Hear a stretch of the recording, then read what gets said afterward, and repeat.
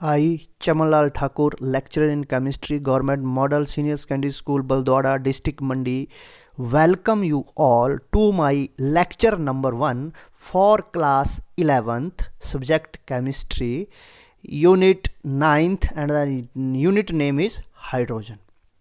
Today's subtopics are introduction of hydrogen, position of hydrogen in the periodic table, isotopes of hydrogen, and preparation of dihydrogen. Let us begin. This is the hydrogen atomic number 1. Atomic mass is 1.009794 और जो hydrogen gas है how it is seemed, ये कैसी दिखती है, तो ये hydrogen balloon, ये हाइड्रोजन ट्यूब जिसमें हाइड्रोजन भरी हुई है उसका ये इमेज है। और ये इसमें प्रोटॉन होता है, एक इलेक्ट्रॉन इसके चारों ओर रिवॉल्व करता है। तो ये हाइड्रोजन का स्ट्रक्चर है हमारा। हाइड्रोजन की टाइमलाइन देखते हैं कि टाइमलाइन किस तरह से हाइड्रोजन की डिस्कवरीज में एडवांसमेंट हुई है। फर्स्ट जो डिस्कवरी है वो 1520 में, first documented discovery of hydrogen Philippus Aureolus Paracelsus, इसने ये डिस्कवरी की थी 1520 में, जो डॉक्यूमेंटेड डिस्कवरी है।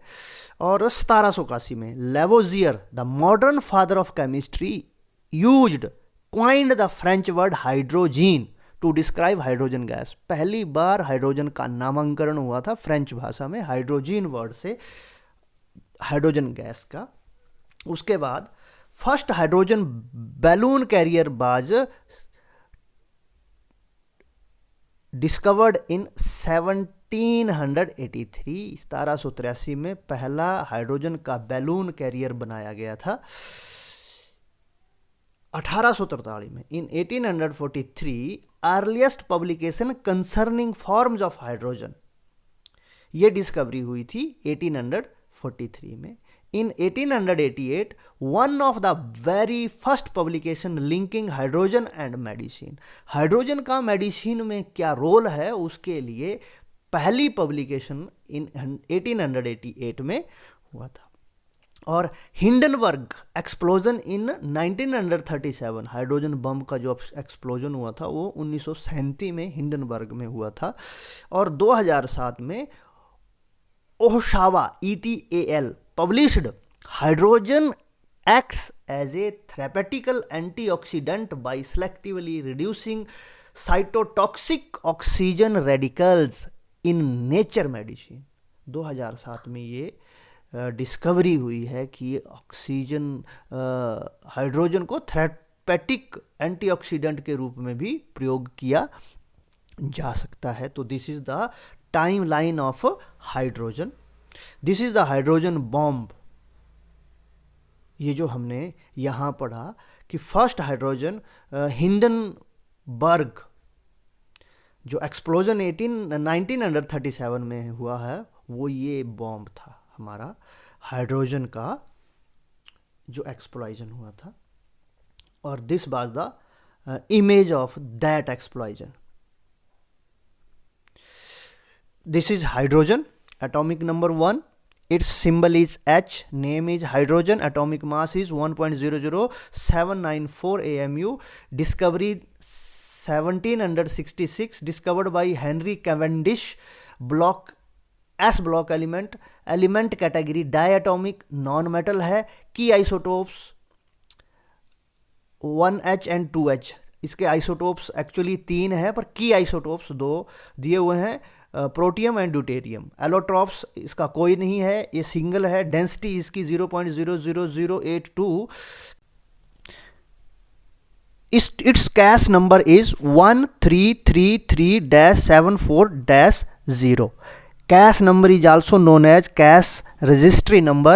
It is also referred as CASRN or cash number. It is unique numerical identifier assigned by chemical abstract services to every chemical substance described in open scientific literature. कैस की full form है chemical abstract services. ये एक unique identifier number होता है जो हर एक chemical substance को literature में दिया हुआ होता है, जिससे इससे आइडेंटिफाई किया जाता है। इसका इलेक्ट्रॉनिक कॉन्फ़िगरेशन है 1s1। Position of hydrogen in the periodic table, periodic table में कहाँ है इसकी पोजीशन? ये हमारा पीरियोडिक टेबल है और यहाँ पे ये हाइड्रोजन की पोजीशन यहाँ पे है, पर ये एनॉमलस है। एनॉमलस का मतलब है कि यहाँ भी हो सकती थी और ये यहाँ भी हो सकती थी, दोनों जगह ये एडजस्ट हो जाता है, तो its position is anomalous.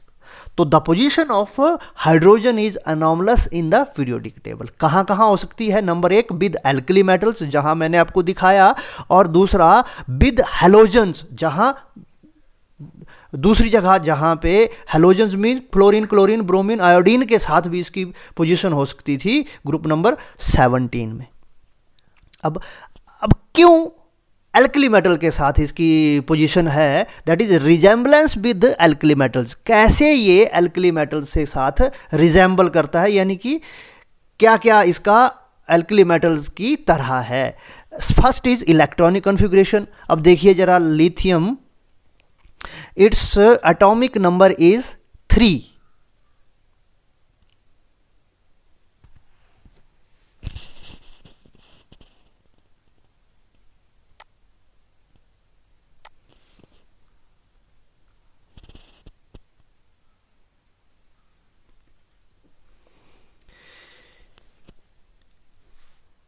Lithium का एटॉमिक नंबर Z = 3, तो इसका इलेक्ट्रॉनिक कॉन्फ़िगरेशन हो गया 1s2 2s1। अब सोडियम ले लेते हैं, सोडियम का एटॉमिक नंबर 11, तो इसका electronic configuration 1s2 2s2 2p6 3s1 2s1 3s1, ये रिजेम्बलेंस हो रही है थोड़ी सी। अब पोटाशियम ले लेते हैं, Z = 19, यानी कि एटॉमिक नंबर 19 है इसका, electronic configuration 1s2 2s2 2p6 3s2 3p6 4s1, resemblance होती है। सिमिलरली हाइड्रोजन का इलेक्ट्रॉनिक कॉन्फ़िगरेशन Z = 1 क्या है? 1s1। तो इलेक्ट्रॉनिक कॉन्फ़िगरेशन में सिमिट्री है, इसलिए एल्कली मेटल के साथ इसको रखा गया है। दूसरा, इलेक्ट्रोपॉजिटिव करैक्टर। इसका इलेक्ट्रोपॉजिटिव कैसे देख सकते हैं हम? देखो, सोडियम है, जब ये एक इलेक्ट्रॉन लूज करेगा तो सोडियम पॉजिटिव आयन बनाएगा, this is known as electropositive. तो ये इलेक्ट्रोपॉजिटिव आयन बनाएगा, इलेक्ट्रोपॉजिटिव करैक्टर है इसका। पोटाशियम भी है, जब वो एक इलेक्ट्रॉन लूज करेगा इजीली तो हमें वो पॉजिटिव आयन देगा K पॉजिटिव। क्यों? क्योंकि एक इलेक्ट्रॉन लूज करना इजी है, लास्ट इलेक्ट्रॉनिक कॉन्फ़िगरेशन NS1 है।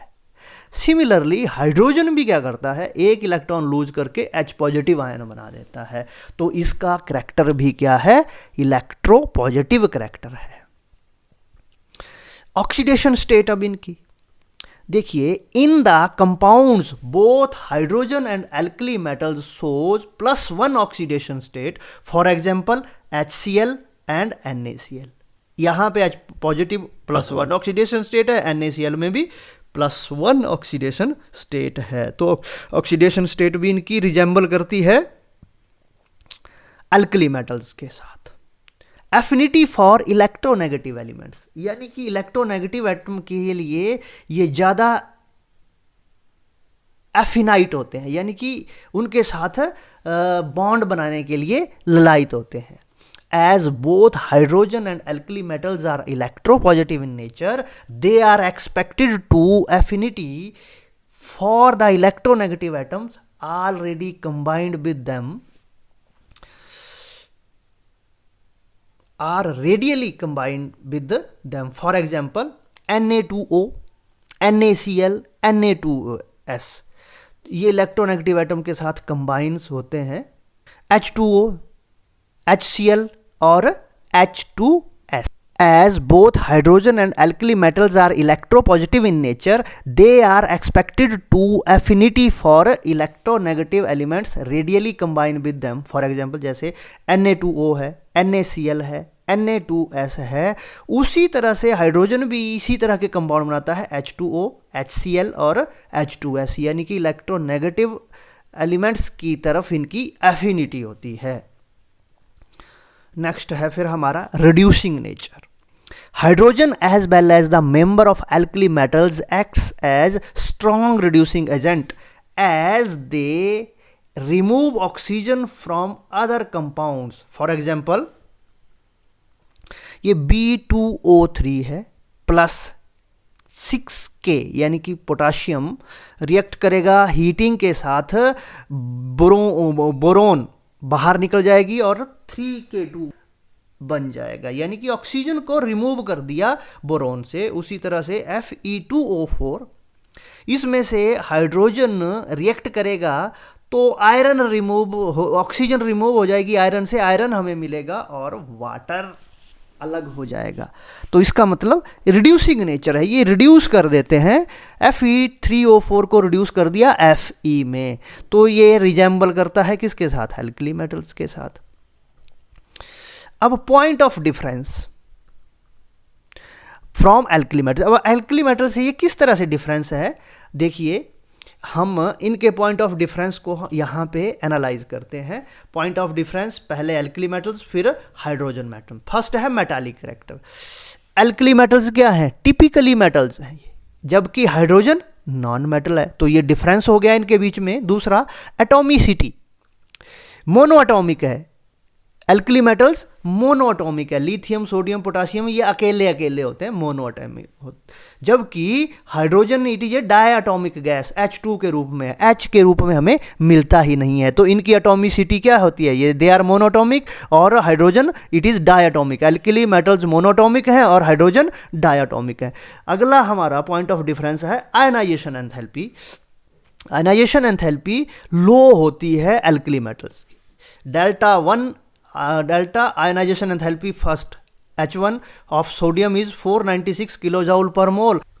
जो first ionization enthalpy of potassium, यहाँ पोटाशियम होना था तो मैंने चेंज कर दिया, पोटाशियम की 419 kilo joule per mole low ionization enthalpy है. सिमिलरली जो डेल्टा H1 ऑफ हाइड्रोजन है it is 1312 kilo joule per mole, इनसे काफ़ी ज़्यादा है. तो ये भी पॉइंट ऑफ डिफरेंस हो गया आयनाइजेशन एंथैल्पी में. और अगला है नेचर ऑफ कंपाउंड्स. देखिए जो एल्कली मेटल्स हैं उनके कंपाउंड होते हैं, उनके कंपाउंड आयनिक होते हैं, NaCl और Kf यहाँ पे है. और उसी तरह से जो हाइड्रोजन है इसके कंपाउंड कोवलेंट होते हैं, HCl is covalent, H2O is covalent etcetera. तो ये डिफरेंस है इनका, यानी कि एल्कली मेटल्स के जो कंपाउंड हैं they are ionic while the compounds of hydrogen are covalent. This is point of difference from alkali metals. Position of hydrogen in the periodic table में भी रिजेंबलेंस विद हेलोजेंस. अब halogens से ये किस तरह से इसकी सिमिलरिटीज हैं उनको हम डिस्कस करते हैं. अब पहली सिमिलरिटी को हम डिस्कस करेंगे in the form of electronic configuration. अब देखिए both hydrogen and member of halogen family require one electron to have the configuration of nearest noble gas element. यानी कि इनको एक हेलोजन को भी एक इलेक्ट्रॉन चाहिए और हाइड्रोजन को भी एक इलेक्ट्रॉन चाहिए to have nearest noble gas configuration. अब देखिए फ्लोरीन +1 इलेक्ट्रॉन फ्लोराइड आयन बन गया और इसका इलेक्ट्रॉनिक कॉन्फ़िगरेशन बन गया नियॉन का, यानी कि 1s2 2s2 2p6 जो नियॉन का कॉन्फ़िगरेशन बन गया.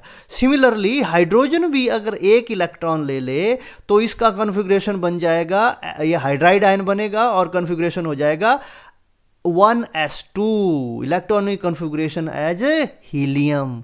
तो अगर एक इलेक्ट्रॉन इन सब में आ जाए, हेलोजन्स में चाहे हाइड्रोजन में, तो नियरेस्ट नोबल गैस कॉन्फ़िगरेशन हमारे पास हो जाता है. तो ये हमारा पोजीशन रिजेंबलेंस है in the form of electronic configuration with halogens. Next है फिर आयनाइजेशन एंथैल्पीज. अब देखिए ionization enthalpies of hydrogen as well as halogens are comparable. अब देखिए एलिमेंट और इनकी देखिए हाइड्रोजन की जो आयनाइजेशन एंथैल्पी है it is 1312 kilo joule per mole, जबकि फ्लोरीन की 1680 किलो जूल पर मोल, क्लोरीन की है 1255 किलो जूल पर मोल, ब्रोमीन की है 1143 किलो जूल पर मोल और आयोडीन की है 1009 kilo joule per mole. They are equivalent to each other, बराबर जैसी हैं, जबकि हमने देखा था वहाँ सोडियम और पोटासियम के से ये काफ़ी ज़्यादा है। तो आयनाइजेशन एंथैल्पी किसके साथ रिजेंबल करती है? हाइड्रोजन की, हैलोजन के साथ बराबर जैसी ही है। नेक्स्ट है हमारा electronegative character. Hydrogen and halogen atoms can form monovalent ions bye accepting an electron, hence both are electronegative in nature। देखिए, हाइड्रोजन ने एक इलेक्ट्रॉन एक्सेप्ट किया तो हाइड्राइड आयन बन गया। हाइड्रोजन ने एक इलेक्ट्रॉन एक्सेप्ट किया तो हाइड्राइड आयन बन गया। उसी तरह से क्लोरीन ने एक इलेक्ट्रॉन किया तो क्लोराइड आयन, यानी कि इलेक्ट्रोनेगेटिव आयन, अनायन ये बनाते हैं एक इलेक्ट्रॉन एक्सेप्ट करके। जैसे हैलोजन्स बनाते हैं वैसे हाइड्रोजन भी बनाता है। तो इसकी रिजेम्बलेंस इलेक्ट्रोनेगेटिव करैक्टर के रूप में हैलोजन के साथ भी है। और नेक्स्ट है liberation at anode. When the salt of hydrogen as well as halogens with alkali metals in the molten state are electrolyzed, both of them are liberated at anode। अगर इनके साल्ट को हम इलेक्ट्रोलाइज करें alkali metals के साथ तो ये कहाँ पे लिबरेट होते हैं? एनोड के ऊपर। जैसे NaCl है, ये Na और Cl के रूप में इलेक्ट्रोलाइसिस होती है इनकी, Na और Cl के रूप में। अब ये क्लोरीन गैस एनोड पे हमें मिलती है।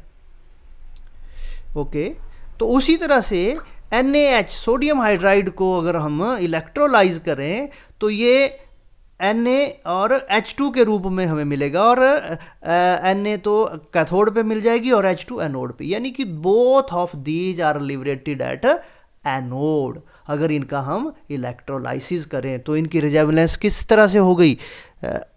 हैलोजन के साथ हो गई, लिबरेशन एट एनोड के हिसाब से। Diatomic nature. In the molecular form, hydrogen as well halogens as well as halogens are diatomic in nature। देखिए, फ्लोरीन भी डायटोमिक है, F2Cl2, ब्रोमीन Br2I2, उसी तरह से हाइड्रोजन भी डायटोमिक है। अच्छा, ऑक्सीडेशन स्टेट इनकी, halogens show -1 oxidation state in compounds। hydrogen also exhibit -1 oxidation state in compounds with metals। अब देखिए NaH में ये Na पॉजिटिव है तो हाइड्रोजन माइनस है, -1 ऑक्सीडेशन स्टेट है। NaCl में Na पॉजिटिव है, Cl माइनस है, इसकी -1 ऑक्सीडेशन स्टेट है। दोनों में सिमिलरिटीज है ऑक्सीडेशन स्टेट के रूप में। तो ये एल्कली मेटल के साथ जो इनके कंपाउंड बनते हैं उनमें हाइड्रोजन की ऑक्सीडेशन स्टेट -1 होती है, जैसे कि हैलोजन्स की होती है। तो ये था रिजेम्बलेंस। और non metallic character, both hydrogen and halogens are typical non metals. This is the most important common characteristics of hydrogen and halogens. दोनों हाइड्रोजन भी हैलोजन भी they are typical non metals और गैसीज हैं ये। Resemblance with halogens में nature of compound, many compound of hydrogen as well as halogens are of covalent nature. जैसे methane है, it is covalent. Silicon hydride है, SiH4, it is also covalent. Germanium hydride है, GeH4, it is also covalent. अगर जैसे कि CCl4 carbon tetrachloride है, ये covalent है। सिलिकॉन टेट्राक्लोराइड है, it is also covalent. Germanium tetrachloride है, ये भी कोवलेंट है। तो जैसे हैलोजन्स के कंपाउंड कोवलेंट नेचर के होते हैं, उसी तरह से हाइड्रोजन के कंपाउंड भी कोवलेंट नेचर के होते हैं, और ये एग्जाम्पल हमारे सामने हैं। The compounds of hydrogen and chlorine can be mutually replaced, और इनको हम म्यूचुअली रिप्लेस भी कर सकते हैं। डिफरेंस फ्रॉम हैलोजन्स, अब किस तरह से ये डिफरेंस, इनके बीच में डिफरेंस है हैलोजन और हाइड्रोजन के बीच में। सबसे पहले ionization, anions radially form X negative ion. Form H negative ion only in the compounds with alkali metals. अब ये तो हर बार X नेगेटिव यानी chlorine, chloride, bromide, iodide ion देता है, जबकि हाइड्रोजन कब देता है? जब उनका एल्कली मेटल्स के साथ और एल्कलाइन अर्थ मेटल्स के साथ कंपाउंड्स हो, बाकियों के साथ नहीं देते हैं ये H नेगेटिव आयन। और दूसरा अनशेयर्ड इलेक्ट्रॉन, देखिए क्लोरीन में 6 अनशेयर्ड इलेक्ट्रॉन है, इसमें भी अनशेयर्ड 6 है और दूसरे क्लोरीन में भी अनशेयर्ड 6 हैं, जबकि हाइड्रोजन का बॉन्ड बनता है H2 गैस, उसमें कोई अनशेयर्ड इलेक्ट्रॉन नहीं होता है। तो ये भी डिफरेंस है अनशेयर्ड इलेक्ट्रॉन का। नेचर ऑफ ऑक्साइड्स, देखिए ये Cl2O7 it is also it is acidic in nature, ये ऑक्साइड इसका एसिडिक है, जबकि वाटर बनता है H2O हाइड्रोजन के साथ ऑक्सीजन का कंपाउंड, ये न्यूट्रल है। तो ये नेचर ऑफ ऑक्साइड्स में भी डिफरेंस आ जाता है।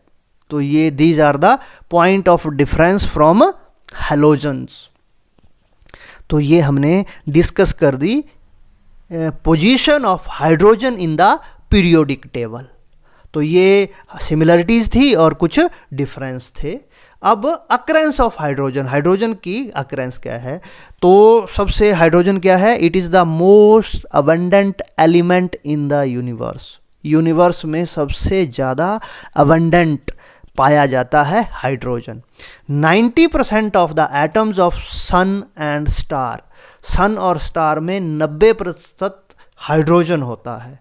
11% by mass hydrogen in water, 11%। पानी में हाइड्रोजन की मात्रा 11% होती है। 9th most abundant element on the earth crust, 9th most abundant element. तो ये अकरेंस है हाइड्रोजन की। नेक्स्ट है isotopes of hydrogen. Isotopes are the atoms of the same element with same atomic number but different mass number, that is have the same number of protons and electron but differ in the number of neutron। Isotopes क्या होते हैं? Proton और electron के number तो atom में, element में same होंगे, लेकिन न्यूट्रॉन के नंबर डिफरेंट होंगे। तो इस तरह से के जो एटम्स हैं सेम एलिमेंट के, उनको हम आइसोटोप्स कहते हैं। Hydrogen has 3 naturally occurring isotopes, 1H जिसको हम प्रोटियम बोलते हैं, 2H जिसको हम ड्यूटेरियम बोलते हैं, एंड 3H जिसको हम ट्रिटियम बोलते हैं। यानी कि हाइड्रोजन के 3 आइसोटोप्स हैं। Protium is the most prevalent hydrogen isotope with an abundance of 99.98%. It consists of 1 proton and 1 electron. It is typically not found in its atomic form. Atomic form में ये पाया नहीं जाता है, but bonded with itself H2 और other elements। ये दूसरे या तो H2 के रूप में मिलेगा या दूसरे एलिमेंट्स के साथ मिलेगा। Deuterium is a hydrogen isotope consisting of 1 proton, 1 neutron and 1 electron. It has major application in nuclear magnetic resonance studies, NMR spectroscopy में होता है। Its relative evidence is 0.016%। और थर्ड आइसोटोप्स है हमारा tritium, is a hydrogen isotope consisting of 1 proton and 2 neutron and 1 electron. It is radioactive with a half-life of 12.32 years. Its relative abundance is 10⁻⁻15%. It is radioactive। चलो 2 बार radioactive हो गया। अब ये इनके isotopes हैं भाई टेबुलर फॉर्म में। Relative abundance protium 99.985%, जबकि ड्यूटेरियम की रिलेटिव अबंडेंस है 0.015%, जबकि ट्रिटियम की 10⁻⁻15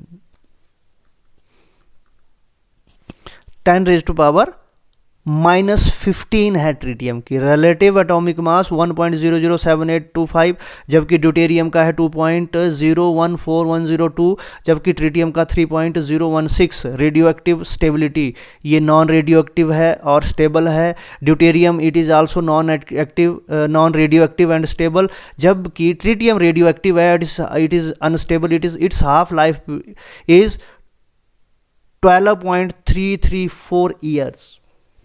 तो these are the isotopes of hydrogen. ये isotopes of hydrogen का स्ट्रक्चर है. 1 proton in hydrogen 1 protium, 1 proton 1 neutron in hydrogen 2 deuterium, and 1 proton 2 neutron in hydrogen 3 tritium. Mass number 1 in case of protium, 2 in case of deuterium, and 3 in case of tritium. Dihydrogen, it is of 2 types. One is orthohydrogen and पैराहाइड्रोजन. अब इनको देखते हैं हम कि ये किस तरह के हाइड्रोजन्स होते हैं. देखिए, ऑर्थोहाइड्रोजन में जो स्पिनिंग ऑफ न्यूक्लियस है, या स्पिनिंग ऑफ न्यूक्लियस बोलो इसको, या आप इसको स्पिनिंग ऑफ प्रोटॉन बोलो, ये दोनों का एक डायरेक्शन में होता है. डाइहाइड्रोजन में 2 हाइड्रोजन के एटम होंगे ना, तो दोनों के न्यूक्लियस एक ही डायरेक्शन में स्पिन कर रहे होंगे, तो उस हाइड्रोजन को हम बोलेंगे ऑर्थोहाइड्रोजन. एक ही डायरेक्शन में अगर न्यूक्लियस स्पिन कर रहे हो. और पैराहाइड्रोजन क्या हुआ कि एक अपोजिट डायरेक्शन में, एक क्लॉकवाइज है तो दूसरा एंटी क्लॉकवाइज. अगर न्यूक्लियस या प्रोटॉन इस तरह से स्पिन कर रहे होंगे अपोजिट डायरेक्शन में, तो उनको हम बोलेंगे पैराहाइड्रोजन. तो these are the difference between orthohydrogen and parahydrogen. ये देखिए इनकी spinning isomers of molecular hydrogen. हम इनको स्पिनिंग आइसोमर्स या spin isomers of molecular hydrogen भी बोल देते हैं. ये प्रोटॉन स्पिन है, एक ही डायरेक्शन में है दोनों की. कोवलेंट बॉन्ड के रिगार्डिंग ये दोनों जुड़े हुए हैं, और इनको हम बोलते हैं ऑर्थो हाइड्रोजन. स्पिन अगर एक है, अगर स्पिन इनकी डिफरेंट है तो हम इनको बोलेंगे पैरा हाइड्रोजन. ये बीच में कोवलेंट बॉन्ड है, तो इनको हम स्पिन आइसोमर्स भी बोल देते हैं मॉलिक्यूलर हाइड्रोजन के. ये स्पिन आइसोमर्स बताए हुए हैं मॉलिक्यूलर हाइड्रोजन. इनकी जो पैरा हाइड्रोजन है, इनकी स्पिन को हम एंटी पैरेलल कह देते हैं, जबकि जो ऑर्थो हाइड्रोजन है इनकी स्पिन को हम पैरेलल स्पिन बोलते हैं. Parallel nuclear spin.